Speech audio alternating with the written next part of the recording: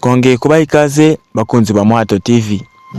Uyu munsi twagarutse muri wa mwanya w'ibyegeranyo aho tubagezaho amateka asesuye y'ibyamamare byabayeho ndetse n'ibiri kubica bigacika muri iyi minsi. Uyu munsi twabateguriye amateka avuga ku cyamamare Bob Marley. Uyu umugabo wavukiye mu gace kitwa 9 Mile muri Jamaica hari kuwa 6 Gashyantare mu 1945. Papa we wamubyaye bamwita Norval Marley.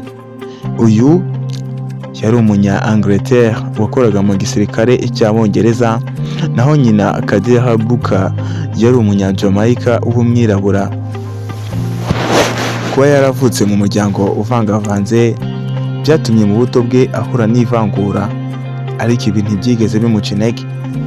Bob Marley yatangiye kwiyumvamo umuziki akiri muto, dore ko mu myaka ya za 50 ndetse na 60 we n'inshuti ze barimo Barney Wailer ndetse na Peter Tosh batangije itsinda rya The Wailers. Bafashe umwanzuro wo guhuza injyana ya SK n'iyitwa Knoxstead, ariko barushaho kwamamara ubwo baganaga ku njyana ya reggae, bakayihindura igikoresho cyo kugeza ubutumwa ku isi yose. Alubumu yabo ya mbere yitwa Catch a Fire yasohotse mu 1973, ikurikirwa na Burning irimo indirimbo yamenyekanye cyane nka Get Up and Stand Up. Bob Marley ntabwo yari umuhanzi usanzwe gusa, ahubwo umuziki wari intwaro yo kurwanya akarengane, ubukene, ivangura n'ubukoloni bwo mu bitekerezo. Indirimbo ze zari zuzuye ubutumwa bwo guharanira amahoro, urukundo no kwishyira ukizana. Indirimbo nka Redemption Song, One Love, No Woman No Cry, The Forest Soldier ndetse n'indirimbo nka War, izo zose n'indirimbo zubaka abantu kandi zikabarinda amacakubiri. Zose zagarukaga ku bibazo byugarije isi, cyane cyane Afurika n'abakomoka kuri Afurika bari barabujijwe n'ivangura ry'ubukene. Bob Marley yari umuyoboke ukomeye w'iyobokamana rya Rastafari ryatangiriye muri Jamaica. Abayoboke baryo bemera ko Haile Selassie I, umwami wa Ethiopia, ari imana y'ababonekeye Jah. Ibimenyetso by'iri dini birimo gushyira imisatsi muri dreads cyangwa se dreadlocks mu ndimi z'amahanga, gukoresha igitabo cya cannabis mu rwego rw'iyobokamana, kuvuga ko Afurika ari Zion naho Uburayi na Amerika akaba ari Babylon. Ibi byose byagaragaraga mu muziki wa Bob Marley no mu isura ye y'ubuzima.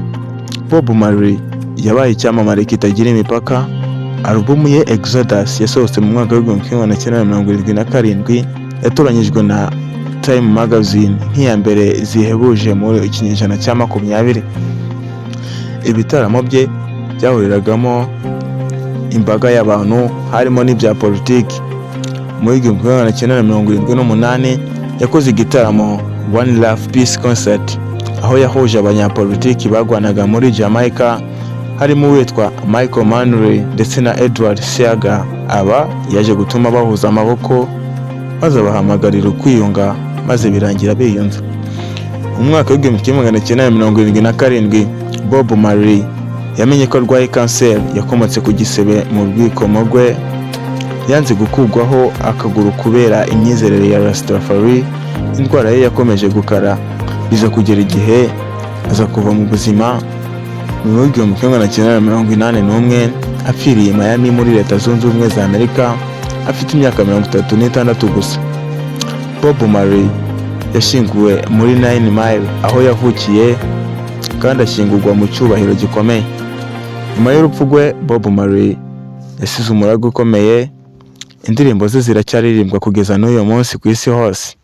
Abana be nka Ziggy Marley, Stephen Marley, Damian Marley bakomeje umurage we binyuze mu muziki.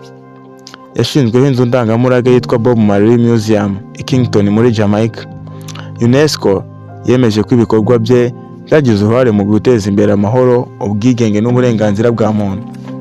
Mu 1994 yigijwe muri Rock and Roll Hall of Fame, kandi ibihangano bye bigurishwa cyane ku isi kurusha iz'abandi bahanzi ba reggae bose. Ni naha dusoreje ikiganiro twari twabateguriye. Aya yari amateka ya Bob Marley. Niba wifuza ko hari ikindi cyamamare twagukorera amateka yacyo, gana muri comment, ukore like, share, subscribe ndetse na comment. Mwari kumwe nanjye Peacemaker the first one. Ciao ciao.